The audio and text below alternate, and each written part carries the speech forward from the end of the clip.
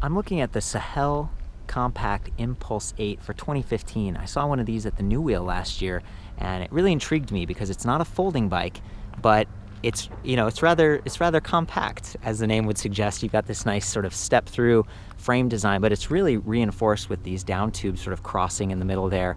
And there are a lot of fun features with this bike, including these folding pedals. You just kind of push them in like this, and then they swivel to the side. Of course, there's adjustable seat tube. And the stem, so it sort of rises, goes up and down. You've got these nice sort of swept back gull-wing bars that create more of a natural upright riding position and let you, look out whether you're using this for commuting, maybe you've stored it on your RV or your boat or something like that. It's a fun little bike for sure, and it's actually very powerful. And I shouldn't say little because we've kind of been messing around with this. You can fit relatively tall individuals all the way down to much shorter people because of that adjustability, and that is really, really cool. So I'm going to go ahead and jump into some of the bicycle specs. I've already talked about the pedals. They're kind of basic, just plastic, but they do have that folding feature. We've got an 8-speed internally geared hub here. Kind of see that in the back, and that's going to keep it a little bit cleaner, allow you to maybe go without servicing it quite as frequently, and the chain isn't going to be as noisy and potentially break as frequently as a normal chain because it's not actually moving around. You don't have an external derailleur like you would on a traditional bike. Up here we've got the 8-speed sort of grip shifter, as you can see. Real easy to use, and it's rather ergonomic. It's kind of rubberized. You can see these ergon grips here. Really nice. This is high quality stuff. They've got sort of these locking points at the end so they don't twist. I should say everything on this bike is rather upscale. We've got this nice active but also soft gel saddle from Saddle Royale. It's called the Aerial, and that all does come at a price. This thing is like $34.99 MSRP, I believe, and with that you're getting these nice fenders, really well integrated. Of course, an aluminum rack with this little spring latch for putting your newspaper or whatever, but it's got the standard size tubing. Okay, so you can see here a lot of the panniers, they'll sort of like clip on and then hang there, and they will work with this rack, so that's kind of nice. You don't have to sort of jerry rig them. We've got lights, front and rear LED, and they've got this nice little Shimano dynamo hub in the front, so that's actually powering the lights at all times. So as soon as you start riding, you don't have to like turn them on or anything. It kind of starts blinking, and that's an added element of safety, and in part because it's using a dynamo. If you ever run out of your battery, you're still going to have lights, and that's important. And they've even got kind of a standing light feature so that maybe for a minute or two after you've stopped, if you've been riding for a while, there's a little capacitor. It stores a bit of energy. It stays lit up so that, if you're parking or something, someone's not going to hit you from behind. And it's wired up to the brake lever. So as soon as you activate those brakes, not only was it like light red before, but now it's going to go bright red, just like a car. You've got that nice brake light feature going on. And speaking of the brakes, we've got the Magura HS11s here. Really big, smooth levers, and they're activating these rather curious hydraulic rim brakes front and rear. Okay, so the benefit of a rim brake is that instead of trying to stop the wheel from the inside, you get more leverage being way far out. Maybe one of the downsides, though, is that you're pushing on the edge of the rim, and if you go through a deep puddle or something, it could get a little bit more slippery. But you've got a lot of power happening here, and hydraulic rim brakes, it's pretty cool. This is high-end stuff. We've got the fenders, of course, I mentioned earlier. That's going to try to keep you clean. And then there's this nice, I guess it's kind of like a chain guard right around that bottom bracket area, which is where the motor is. So maybe I should jump to the motor in a second, but I wanted to call out these nice 20-inch, I think it's 20 by 2.15-inch Schwalbe Big Bend tires. You can see that they're really wide, and they've got this nice smooth sort of city style grip, but they've got a good tread. So it's a good tire, and it feels rather comfortable. There isn't like a suspension built on this thing. There isn't a suspension fork. There isn't a suspension seat tube, but the gel saddle actually feels really nice. And those tires, they help a little bit. And again, they bring the whole frame down closer to the ground because they're 20 inches instead of 26 or 27.5 or something. So it goes along with that whole compact design that I was calling out earlier. So anyway, this is a mid-drive electric bike, and what that means is the motor is mounted right there at the bottom bracket. This is the Impulse 2. Okay, so this is a really sophisticated drive unit. It measures the speed of the bike. You can see there's like a magnet and a little sensor there on the, I guess that's a chainstay kind of mounted on the inside there. And it's also measuring your pedal cadence, so how quickly these cranks are moving, and the force, like the torque. So it's really taking into account a lot of different things to make a smooth ride. And as such, they don't have to introduce motor inhibitors on the brake levers. Basically, it's all controlled by how hard you're pushing, and it's even taking into account that you're shifting gears. So it's got shift sensing technology, and that's really cool. As you shift, the wire that's running through this down tube right here, it's kind of running next to a sensor, and that sensor is telling the motor to stop.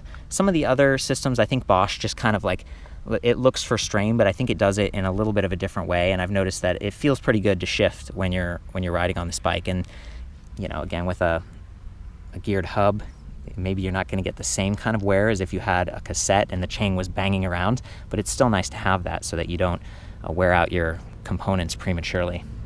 Okay, we're looking at the other side of the bike now. We've got a nice kickstand.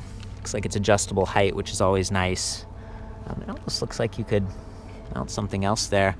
It's kind of cool. There's the motor again. And of course, we've got a bike lock on there, which is going to add a little bit of weight. So I'll take that off when we weigh it. But that's a nice one. It's kind of the link lock from Abus.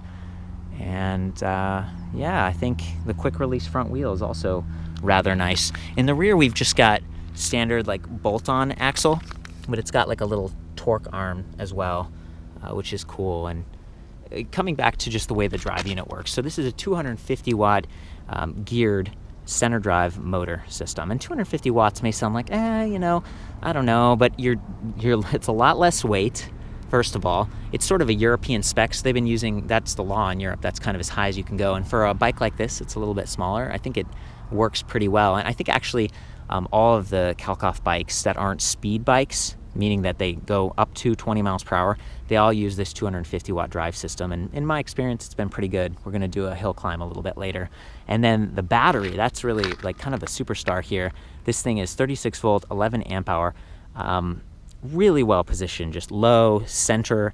It's got kind of a nice color scheme. It's got this built-in handle. It locks to the frame. You've got this LED readout of charge capacity. I mean, it's just, it's like, you know, best in class in a lot of ways. And I've got a key here. I might take it off and weigh it real quick. There we go. So I'm just gonna pop this thing off. Kind of swivels out to the side. Very cool. There's the battery. Let's see what it says here. Yeah, 37 volt, 416 watt hour. Good. So 6.8 pounds, not too bad. And that battery comes in one size, just like the bike frame. So this comes in kind of like a unisex sort of a regular size, but with all of that adjustability, you can kind of dial it in, as I was saying earlier.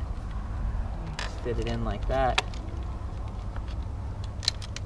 And we're good. Okay, there's that. And now might be a good time to also weigh the frame.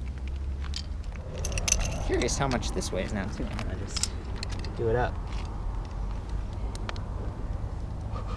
2 pounds. Okay, 2 pound lock. It's pretty sweet. Set that over there.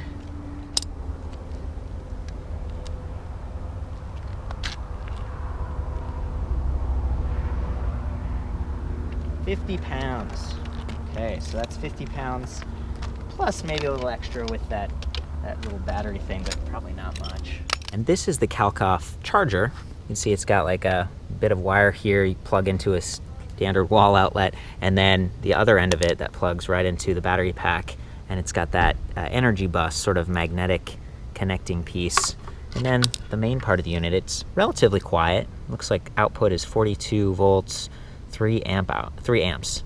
And I weighed it, it's about 1.5 pounds, so you could always toss this in your backpack and top it off at work, top it off at a friend's house. It's a lot lighter than trying to bring an additional battery with you, so pretty cool. I want to show you how this bike actually becomes even more compact real quick. So I already called out these folding pedals. You push them in like that and then pivot up. So that's going to make it a little bit narrower just the frame. And then the front is really cool. There's a quick release right here, just like a seat tube would have. And you've got these different numbers, so down to, it says 14, or all the way up to 0. That's pretty tall, you know? Like looking at this, that's cool. And this fun bell. And then if you open it up, like I was doing a second ago, there's this silver slider, and you know, you kind of put yourself, if you want to go around the other side here, there's this silver slider right here that you just kind of push up, and then you can put the wheel between your legs and pivot. Look at that. So now the bike is like super narrow. A lot of times this is how electric bikes come shipped from the factory, like in a big box or whatever. The handlebars are turned. Well, on this one you can turn them anytime you want, and that's just really cool. And you got the folding pedals and everything. So maybe it's time to talk a little bit about the actual display panel and how you operate this thing. Perfect. So I'm actually gonna maybe raise the bars a little bit again. There we go, about 7 or 8. Lock that in. Okay, so the battery's charged. We double checked it with the LED indicator. We're all set there. Now we come over here and we press this little power button on the left, and it says hello, which is kind of cool. This is just sort of a, you know, grayscale LCD display, kind of miniature, and it's always backlit. So kind of like the lights, you know, it's gonna be easy to use even if it gets a little bit dark out. And basically what we're looking at is your speed, fairly precise battery indicator here. It's got a lot more increments than a lot of the other sort of battery indicators that I've seen, which is cool, so you can have more precision in how far you think you can go. And then there's an odometer, and then trip distance, which is cool. So if you hit the set button over here, it actually changes from like, okay, my trip distance right now is 0.6 miles, and then here's the overall range, the odometer of the bike, 6.4 miles. So relatively simple, straightforward, and I think if you hold set, it can change the units from miles per hour to kilometers per hour. And then of course there's the up and down buttons over here, and what those basically do is allow you to transition from different levels of assist. And you can start with no assist. This basically just works like a cycle computer, up to eco, sport, and power. And of course, the higher you go, the more power that motor is going to deliver, help you get up to speed faster and help you maintain a higher speed. But you're gonna run the battery down more quickly. And you know, the range on this, it should be, I mean, realistically, since it's only a pedal assist bike and it doesn't have like a throttle, I mean, it's possible on flats and stuff to get in that like 100-mile range, which is pretty amazing for an electric bike. And definitely more like a car. You know, yeah, you're spending a little bit more money for a bike like this, but just the features and stuff here are really, really high quality. One complaint I have is that, you know, that the display is kind of like permanently mounted, so this isn't something you can like take off very easily, but it's also pretty rugged, and it's got this nice sort of pivot feature, so if the sun's coming down and kind of glaring in your eyes, you can just tip it and you're all good again. I think that's kind of it.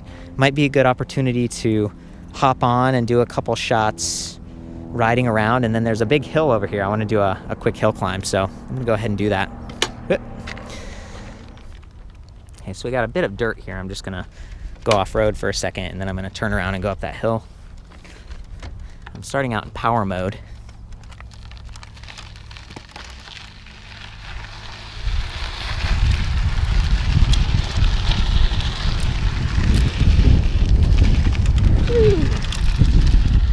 You know, it's a little bit jittery because I'm off-road right now, but the tires help, and that saddle actually makes a difference. You could always get something like a thud buster or seat post suspension if you really wanted to smooth things out, but for what it is, you know, around town, that's a pretty good setup.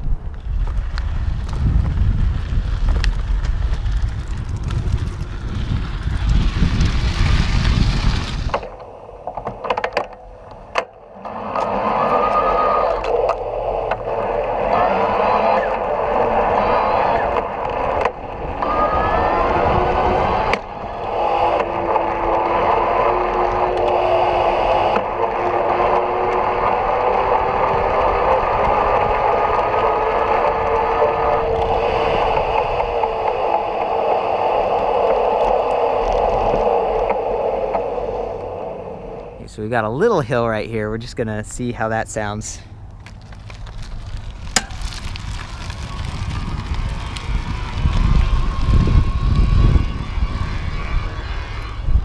11 miles per hour, not bad. I am in power mode and the gear is 6. So, you know, 1 would be the easiest. This isn't an especially easy gear, but because of that torque sensing, it actually kicks in pretty well. There's the hill we're gonna go up. It's actually pretty big, you know, it's pretty impressive, and I might stop halfway up. And what they say is, yeah, again, you don't have to use the lowest gear for this thing to respond and to really help you out.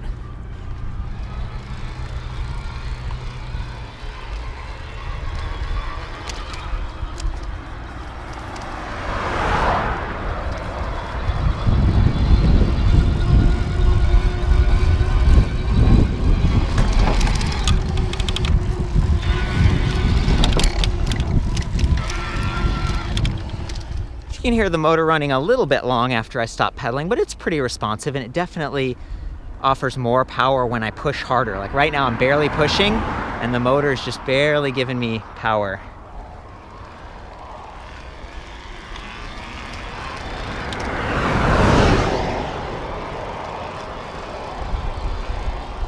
Cool. Well, we're doing pretty well. I'm really not having to overexert myself. I am pushing a little bit harder because it's kind of that torque sensor, but I'm also in gear 6, so, you know, not bad. Not bad at all. Well, this has been fun. You know, this is a very unique bike. Great option for people who are considering like a folder or, again, need some space saving. That is the Kalkhoff Sahel Compact Impulse 8. It's a long name, but there's a lot here, so I think they've done pretty well. For the full write-up on this and other electric bikes, I'll see you back at ElectricBikeReview.com.